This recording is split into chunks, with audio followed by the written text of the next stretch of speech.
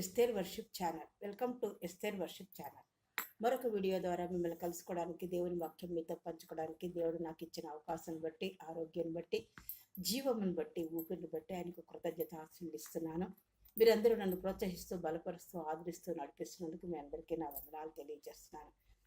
ఈరోజు మరొక వాక్యం ద్వారా దేవుడు మనతో మాట్లాడినాడు. దానియేలు 12వ అధ్యాయం, దానియేలు గ్రంథం 12వ అధ్యాయం 3వ వచనం. బుద్ధిమంతులైతే ఆకాశ మండలంలోని జ్యోతులను పూరిన వారే ప్రకాశించదురు. నీతి మార్గం అనుసరించి నడుచుకున్న వల్లనే ఎవరు అనేకులు తిరుపుదురో వారి నక్షత్రములే నిరంతరము ప్రకాశించదురు. అత్యంత మహాపరిశుద్ధులను, ప్రేమమైన, కృపామైన, దయామయుడైన ప్రభు, మీ అప్రించి పాదములకు లెక్కలేని స్థితిలో స్తోత్రాలు, వందనాలు చెల్లించుకుంటూ ఈ సాయంకాల సమయంలో మీ పాదసన్నిధానికి వచ్చినానైనా ఈ వాక్యం వివరించడానికి నాకు జ్ఞానం సరిపోదు. మీ ఆత్మ నడిపింపు దయచేసి మాతో మాట్లాడి మేము ఎలా ముందుకు సాగిపోవాలో జ్ఞానం కలిగి ఉండవలను మాకు నేర్పించి మహింపదమని యేసునామమున బట్టి ప్రార్థించుకుంటున్నాం తండ్రి, ఆమేన్. బుద్ధిమంతులైతేనంట ఎలాగుంటారు? ఆకాశ మండలంలోని జ్యోతులను పోలిన వారే ప్రకాశిస్తారట. ఆకాశ మండలంలో ఉన్నాయి సూర్యచంద్రులు ఉన్నారు కదా, అవి ఎలా ప్రకాశిస్తాయి? అలా ప్రకాశిస్తారట. నీతి మార్గం అనుసరించి నడుచుకున్న వల్లని ఎవరు అనేకులు త్రిప్పుదురో, ఎవరైతే అనేకులు నీతి మార్గంలో అంటే దేవుడి గురించి, దేవుని యొక్క రక్షణలోకి త్రిప్పుతారో వారు నక్షత్రంలోనే నిరంతరము ప్రకాశిస్తూ ఉంటారని ఇక్కడ. అంటే నీతి మార్గం అంటే ఏంటి? అబ్రహాం దేవుడిని నమ్మను, అది అతనికి నీతిగా ఎంచబడను. అలాగే ఎవరైతే యేసుప్రభు వారిని నమ్ముతారో అది నీతి మార్గం. నమ్మడం ఎవరు యేసుప్రభుని దేవుడని నమ్ముతారో ఆ నమ్మడమే నీతి అని తెలుసు మనకి. ఇది ఎలాగుంటారట? ఈ బుద్ధిమంతులు అంటే ఏంటో, జ్ఞానం కలవారు, జ్ఞానం సంపాదించిన వారు. అంటే ఈ జ్ఞానులు ఎలా ఉంటారు? వాళ్ళ దృష్టి ఎంతసేపు బాహ్యంగా ఉండదు, అంతర్దృష్టి అంటే హృదయంలో నుంచి ఆత్మీయ నేత్రాలతో వాళ్ళు చూస్తారన్నమాట. ఆత్మీయ నేత్రాలతో శాశ్వత విషయాల వైపు అంటే పరలోక సంబంధమైన, దైవక సంబంధమైన స్పష్టమైన ఒక దృక్పథాన్ని, ఒక ఆలోచనను, ఒక శాంతిని, దేవుని వైపు వాళ్ళకు భయభక్తులు కలిగి దేవుణ్ణి ఆరాధిస్తూ ఉండేవాళ్ళు అన్నమాట. ఆధ్యాత్మికంగా ఆరాధించేవాళ్ళు జ్ఞానులు. జ్ఞానం కలిగి ఉంటారు అంటే దైవికమైన జ్ఞానం కలిగి ఉంటారు. మరియు వారి జీవితాలు దేవునిపై విధేయత కలిగి ఉంటారు. ఇంకా వాళ్ళకి ఏముంటుంది? దేవుని యందు నమ్మకం, విధేయత చూపుతారు. దేవుడు ఎలా నడిపిస్తాడో, దేవుడు పరిశుద్ధ గ్రంథం చదువుతూ ఉంటే వాళ్ళు ఎలాగ దేవుడు నడిపింపు వాక్యం ద్వారా ఉంటుందో, ఆధ్యాత్మిక విషయాల వైపు ఉంటుందో, ఆ నమ్మకం, విశ్వాసం ద్వారా వాళ్ళు విధేయత చూపుతూ ఆ జ్ఞానాన్ని, ఆ నమ్మకం, విశ్వాసం ద్వారా ప్రతిబింబిస్తాయి మాట. మరి మనం బుద్ధిమంతులుగా ఉన్నామా? మనం దైవికమైన ఆలోచనలు, దైవికమైన ఆధ్యాత్మికమైన శాశ్వత విషయాలపై స్పష్టమైన అవగాహన కలిగి ఉన్నామా? మనం పరీక్షించుకోవాల్సిన వారమే ఉన్నాం. అంతేకాక వీళ్ళు దేవుని వైపు ఇతరులు నడిపించడానికి ఆలోచిస్తారు అని ఈ వచనంలో 2వ భాగం చెప్తోందన్నమాట. ఎవని నీతి మార్గం అనుసరించి నడుచుకునే వారు ఎవరు అనేకులు తిరుపతిలో ఉంది కదా. ఈ వచనం ఏమిటి?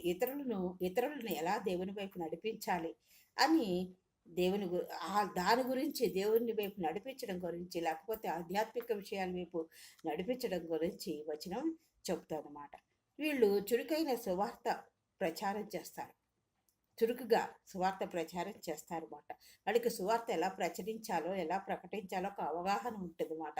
దానిపై దృష్టి పెట్టి వాళ్ళు నడిపింపబడతారు. ఇతరులను నీతి వైపు మరియు దేవుని వైపు, విశ్వాసం వైపు నడిపించే ఆ ఉద్దేశమే, ఆ ప్రాధాన్యత గురించే వాళ్ళు ఉంటారని ఈ వాక్యము నొక్కి చెబుతామన్నమాట. ఈ విశ్వాసపాత్రులైన వ్యక్తులు భవిష్యత్తులో దేవుని రాజ్యంలో ఎలాగుంటారట? ఇలాంటి విశ్వాసం, నమ్మకం కలిగి ఇతరులు నడిపించేవాళ్ళు, అలాంటి విశ్వాస పాత్రులైన వ్యక్తులు ఎలాగుంటారంట? ఆకాశంలోని నక్షత్రాల వలె ప్రకాశవంత వెలుగుమయంగా ఉంటారట. ప్రకాశించే ప్రత్యేకమైన శాశ్వతమైన ప్రకాశంతో, నిరంతరం ప్రకాశంతో, శాశ్వతంగా ఉండే ప్రకాశం. అంటే ఇప్పుడు లైట్ వెలిగిస్తాము, అది కొంతసేపు మన ఆర్పేసినా అది ఆరిపోతుంది, లేకపోతే గాలి వచ్చినా ఆరిపోతుంది. అలా కాకుండా వీళ్ళ శాశ్వతమైన వెలుగుతో ప్రకాశించే వాళ్ళుగా ఉంటారని అటువంటి వాగ్దానము వీళ్ళకి ఇవ్వబడినట్టుగా మనం చూస్తాం. శాశ్వతమైన మహిమ మరియు ప్రకాశంతో వీళ్ళు ప్రతిఫలం పొందుతారని చెప్పబడుతుందన్నమాట ఈ వాక్యం. మరి నువ్వు నేను మనం అందరం ఎలా ఉన్నాం? ఆకాశంలో ప్రకాశించే జ్యోతుల వలె ఇతరులకు మార్గదర్శకంగా ఉన్నామా? ఇతరులకు మన గృహంలో వాళ్ళకి కానీ, మన బంధువులకు కానీ, అవసరంలో ఉన్న వాళ్ళని కానీ దేవుని వైపు, దేవుని వాక్యాన్ని, దేవునిలో ఉన్న శక్తిని, దేవునిలో ఉన్న స్వస్థత గురించి మనం చెప్పగల వారమై ఉన్నామా? అలా నడిపించే దృక్పథం, అవగాహన మనకుందా? మనం ప్రశ్నించుకుందాం. మరియు ఇది ఏమి ప్రోత్సహిస్తుంది? ఆశ ప్రోత్సహిస్తుంది అన్నమాట. శ్రమలు వచ్చినప్పుడు, ఆధ్యాత్మిక జీవితంలో చీకటి సంభవించినప్పుడు, చీకటి సమయాల్లో ఎలా విశ్వాసంలో ఉండాలి, శ్రమల్లో ఎలా నమ్మకంగా ఉండాలి, దేవుడు చేసే కార్యం, దేవుడిచ్చే వాగ్దానము పొందుకునే వరకు మనం ఎలాగ వేచి ఉండాలి, ఎలా విజయం పొందాలి అని అని ప్రజలు శాశ్వతమైన మహిమ కోసం ఎదురు చూసేలాగా ఉండాలన్నమాట. ఉండాలంటే ఒక లంగరుగా పనిచేస్తుంది అన్నమాట.